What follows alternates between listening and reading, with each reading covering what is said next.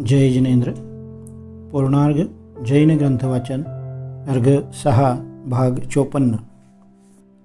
जैन कायद्याची आधारशिला. जैन कायदा हा अन्य कोणत्याही धर्माच्या संहितेवर अवलंबून नसून तो स्वतंत्र आहे. संपत्ती अधिकारासंबंधी त्यांचे स्वतंत्र विचार आहेत. जैन कायद्याचे रचयिता आदी भगवंतांचे सुपुत्र महाराजा भरत चक्रवर्ती हे होत. याची रचना एकाच वेळी झाली, त्यामुळे न्यायाधीशावर अवलंबून असणारे सूचकचिन्ह यात दिसत नाही. सामाजिक गरजा जसजशा व मानवी संबंध जसजसे विस्तारित होत गेले त्याप्रमाणे या कायद्यामध्येही बदल होत गेले.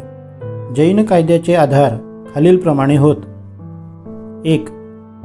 भद्रबाहू संहिता. हा ग्रंथ श्री भद्रबाहू श्रुतकेवली यांच्या वेळचा आहे. या ग्रंथाला 2300 वर्षे होऊन गेली, पण त्याच्या संग्रहावरून त्यांचे प्राचीनत्व लक्षात येते.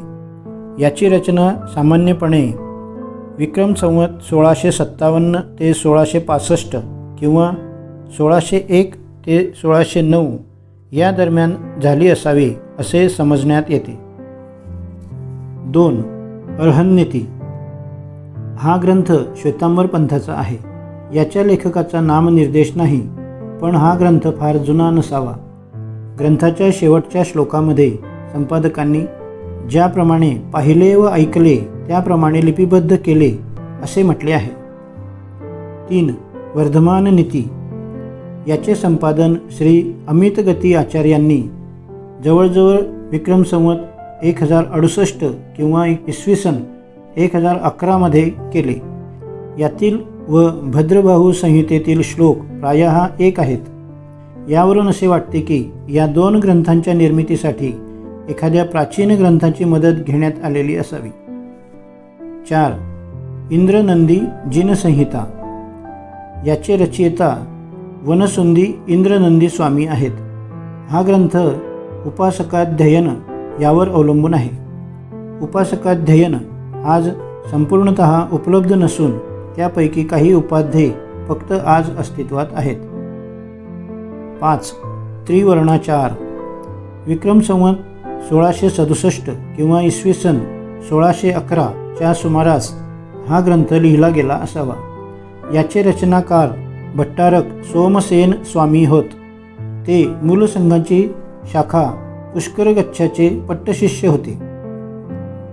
6. श्री आदी पुराण. भगवत जिनसेनांनी याचे लेखन केले. इसवी सन 9व्या शतकातील हे आचार्य होत. सुमारे 1200 वर्षाच्या काळात हा ग्रंथ जैन समाजातील सर्व स्तरात परिचित झाला आहे. या ग्रंथात जैन नीतीचे वर्णन केलेले आहे. या सर्व ग्रंथामध्ये जैन कायदा असा स्पष्टपणे उल्लेख केलेला नसला तरी तो समजून घेण्यासाठी या ग्रंथाचा अतिशय उपयोग होतो. जैन कायद्याची वैशिष्ट्ये. समाजाच्या स्थैर्यासाठी आणि त्यांना चतुपुरुषार्थाची साधना नीट करता यावी म्हणून जैन कायदा प्रस्थापित झाला. यात कुटुंब, पुत्राधिकार, विवाह, पैतृक संपत्ती, संपत्तीचे विभाजन, उत्तरदायित्वांचे किंवा दायभागाचे अधिकार, स्त्रीधन, पालन पोषणाचे अधिकार, चालीरीती इत्यादी विविध विषयांचा विशेष रूपाने विचार करण्यात आलेला आहे. त्याबाबतचे विशेषतः खालीलप्रमाणे होय. पुत्र दत्तक वगैरे. आपण आपल्या इच्छेप्रमाणे एखाद्यास पुत्र म्हणू शकतो. तथापि कायद्याने पुत्र 2 प्रकारचे असतात. 1 वंशोत्पन्न व 2 दत्तक. विवाहित स्त्रीपासून जन्मलेल्यास वारसपुत्र किंवा नाव चालविण्यासाठी विधीपूर्वक ओटी घेतलेल्या पुत्राला दत्तक अशी संज्ञा आहे. लहान मुलाला दत्तक घेतले तरी तो देखील दायाद अर्थात संपत्तीचा अधिकारी समजला जाऊ शकतो. दोन्ही पुत्र वंश चालविणारे आहेत. किंमत देऊन ओटीत घेतलेल्या दत्तक पुत्राला क्रीत म्हणतात, पण किंमत देऊन परंतु ओटीत न घेतलेल्या पुत्राला दत्तकाचे अधिकार मिळत नाही. ज्या मुलाला जन्मानंतर काही अपरिहार्य विशिष्ट कारणासाठी लपवून ठेवले असेल त्यालाही औरस पुत्राचे सर्व अधिकार जैन कायद्याप्रमाणेच मिळतात। एकाच वडिलाची सर्व मुले एकत्र राहत असतील व त्यापैकी एकास जरी पुत्र झाला तरी सर्वांना पुत्रवान म्हणविले जाते। तथापि इतर भावांनाही दत्तक घेण्याचा अधिकार कायम होता, पण त्यापैकी कोणताही भाऊ दत्तक न घेता मरण पावला तर पुतण्या त्या व्यक्तीचा मुलगा म्हणून संपत्तीचा अधिकार होऊ शकत असे। तसेच एखाद्या पुरुषाला अनेक स्त्रिया आहेत व त्यापैकी एखादीला पुत्र झाला तर सर्व स्त्रियांनी पुत्रवती म्हणवण्यात येते, म्हणजेच इतर स्त्रियांना दत्तक घेता येत नाही, कारण कोणतीही पत्नी आपल्या अपत्यहीन पतीसाठीच दत्तक घेऊ शकते। त्यामुळे तोच मुलगा अर्थातच सर्व संपत्तीचा प्रमुख होतो। अशा प्रकारची व्यवस्था हिंदू कायद्यात नाही। दत्तक वारस मुलगा नसेल किंवा तो मेला असेल तर, किंवा पुत्राला पापाचरणामुळे घरातून बाहेर घालून दिले असेल तर दत्तक घेता येतो। मुलगा जर विवाह न करताच वारला तर मृत मुलाचा मुलगा म्हणून कोणास दत्तक घेता येत नाही। दत्तकपुत्र जर चरित्रभ्रष्ट निघाला तर त्याच्याऐवजी दुसरा मुलगा दत्तक घेता येतो। जर पती मरण पावला तर पत्नी देखील दत्तक घेऊ शकते, तिला अनुमतीची गरज नाही। जर 2 विधवा असतील तर मोठ्या विधवेस लहान विधवेच्या अनुमतीशिवाय दत्तक घेता येतो। सासू व सून दोघीही विधवा असतील तर व मुलगा पतीच्या पश्चात मेला असल्यास सून दत्तक घेऊ शकते, कारण पतीच्या पश्चात ती संपत्तीची अधिकारी झालेली असते। दत्तकपुत्र अविवाहित मेल्यास विधवा माता स्वतःसाठी दुसरा पुत्र दत्तक घेऊ शकते, तथापि पहिल्या दत्तकपुत्रासाठी म्हणून दत्तक घेता येत नाही।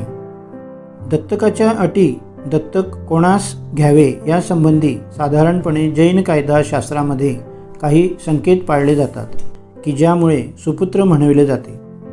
अशा पहिल्या मुलाला दत्तक देऊ नये, कारण या प्रथम पुत्रामुळेच तो पिता म्हणविला जातो। ज्याला दत्तक घ्यायचे आहे त्या मुलाचे वय दत्तक आईच्या वयापेक्षा कमीच असावे। जर शक्य नसेल तर पतीच्या गोत्राचा कोणीतरी मुलगा दत्तक घेतला जाऊ शकतो।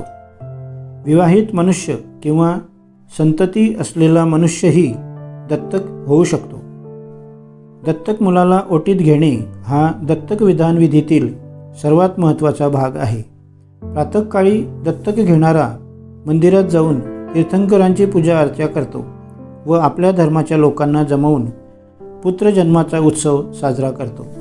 यावेळी पुत्रावर जन्मप्रसंगीचे सर्व संस्कार करण्यात येतात। विधवा दत्तक घेतल्यानंतर सर्व संपत्ती दत्तक मुलाच्या ताब्यात देऊन स्वतः धर्मकार्यात निमग्न होते। साधारणपणे दत्तकपुत्र वारस पुत्राप्रमाणेच असतो। आई वडिलांच्या जीवनापर्यंत दत्तक मुलाला कोणतेही अधिकार मिळत नाही। जर दत्तकपुत्र दुराचारी निघाला तर न्यायालयाच्या मदतीने त्यास घराबाहेर काढून टाकता येते। त्याने जर पुत्रसंबंधही नष्ट होतो। दत्तक किंवा औरस पुत्रालाही तो विधावान, विनीत व आज्ञापालक असला तरी मातेच्या परवानगीशिवाय त्याला संपत्तीच्या बाबतीत स्वतंत्र अधिकार प्राप्त होत नाही।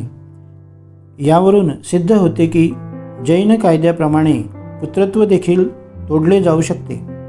दत्तक पुत्र घेतल्यानंतर सवर्ण विवाहित स्त्रीपासून पुत्र झाल्यास दत्तक पुत्राला संपत्तीचा 4था भाग देऊन वेगळा करता येते।